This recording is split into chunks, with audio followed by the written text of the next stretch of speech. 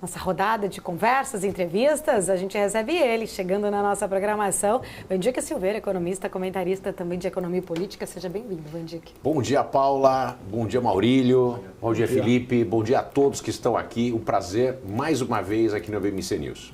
Vandique, mercado aguardando, né? Segue aí com foco na condução da política fiscal por parte do governo. Tem aí uma grande expectativa às vésperas daquela apresentação, né? Da divulgação do relatório de receitas e despesas, tentando, de alguma forma, o mercado olhar ali, né? Se apegar a chancelar esse compromisso do governo com o equilíbrio fiscal. A gente também trouxe, quero entender um pouco da tua leitura, né? Ali, de fato, nessa expectativa sobre este relatório. A gente trouxe até mesmo, agora há pouco, toda aquela situação ali de pente fino que o governo também quer fazer nos auxílios sociais, que são pagos de forma irregular.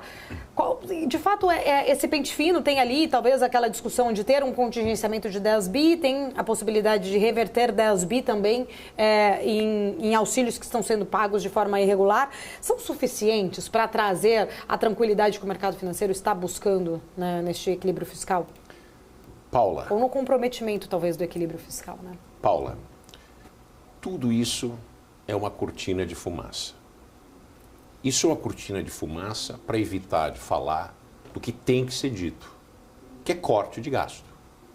Não é contingenciamento de gasto. Não se trata de fazer um pente fino. Nós estamos falando que a gente já tem quase 1% de déficit fiscal. E a gente tem um espaço para 0,75, nós estamos falando de quase 80 bilhões de reais.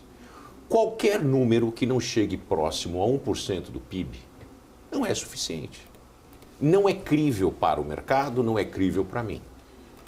O Brasil tem que entender o seguinte, todos os anos que o país cresce, deve haver um superávit fiscal de pelo menos 1% do PIB. Quando a gente olha as contas, ontem eu estava fazendo uma apresentação sobre economia para o comitê executivo de uma grande empresa metalúrgica brasileira, e eu falei exatamente a respeito disso. Se o Brasil cresce e em momentos de bonança a gente não faz um preparo, uma poupança para momentos de vacas magras, uma eventual pandemia, uma recessão global, que essas coisas acontecem de forma cíclica, se a gente não faz essa poupança através de superávit primário, de mais ou menos 1,5%, eu sou sempre a favor de 2%, mas eu me dou por vencido por 1,5%, 1%, tá certo? Se a gente não fizer isso, a credibilidade do governo, no momento que as coisas estão indo praticamente bem, porque a gente está crescendo mais de 2%. Então esse é o momento de fazer superávit fiscal. Ah, mas não vai fazer, porque o superávit fiscal impacta em gasto que ajuda a promoção de candidatos e da candidatura futura para a presidência. Quer dizer, quando a gente confunde as bolas, acaba nessa situação. Credibilidade é conquistada, ela não é proclamada. E é isso que a gente tem por parte do Lula e do Haddad. Proclama-se muito. E é um governo totalmente desorganizado porque nunca apresentou um plano. Sabia que estava eleito em outubro de 2002. Teve todo esse tempo, 3 meses para entrar na presidência e assumir o governo. Estamos há 1 ano e 7 meses, mais de 1 ano e meio de governo. Cadê o plano?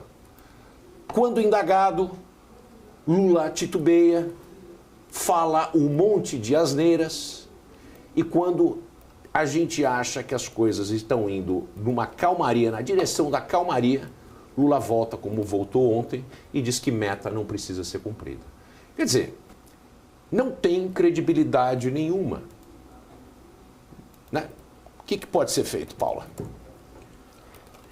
Vandique, vai lá. Eu queria pegar justamente esse ponto, né? Quando o presidente Lula ele faz uma série de discursos que acaba trazendo uma cautela um pouco maior para o mercado, principalmente quando ataca Banco Central, quando fala sobre aumentar gastos, desrespeitar arcabouço, a gente vê o estrago que faz no mercado, ele volta atrás. Ontem já começou a acelerar, ou anteontem começou a acelerar um pouco mais nesse sentido.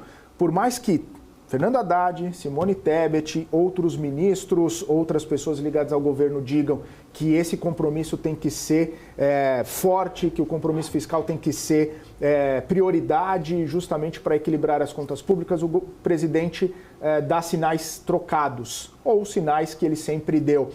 E a minha pergunta para você é justamente isso, essa falta de alinhamento de discurso do governo, que também já não está mais, entre aspas, repercutindo tanto no mercado, porque todo mundo sabe que o Lula fala isso e até mesmo na última entrevista o mercado não foi tanto assim para baixo ou cauteloso depois das falas do presidente Lula. O presidente está virando aquele que fala e o mercado deixa falar e vamos tocar nossa vida com quem, de repente, pode trazer algum tipo de informação mais relevante, Vandic?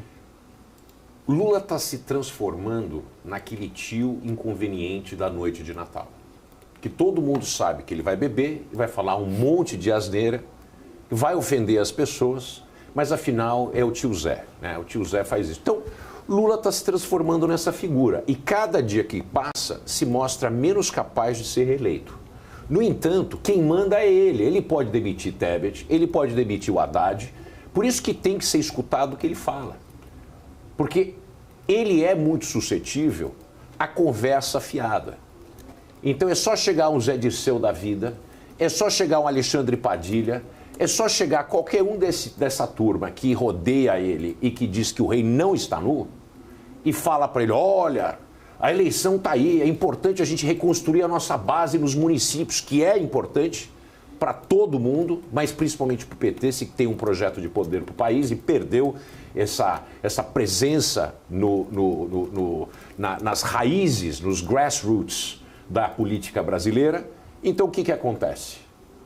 É muito capaz de fazer uma virada de 180 graus e anunciar o fim dos tempos. Então é muito preocupante que a gente tenha um presidente que é facilmente influenciado por um grupo de asseclas, desrespeita o grupo mais técnico e é um animal político. Então é muito difícil essa sobrevivência, porque o animal político, ele busca se alimentar e crescer a qualquer custo. E muitas vezes o animal político, como tem uma visão míope do mundo, ele sacrifica o futuro pelo presente. Então, a questão de taxa de desconto. Quando a taxa de desconto é muito alta para o futuro, né, o presente é o que vale.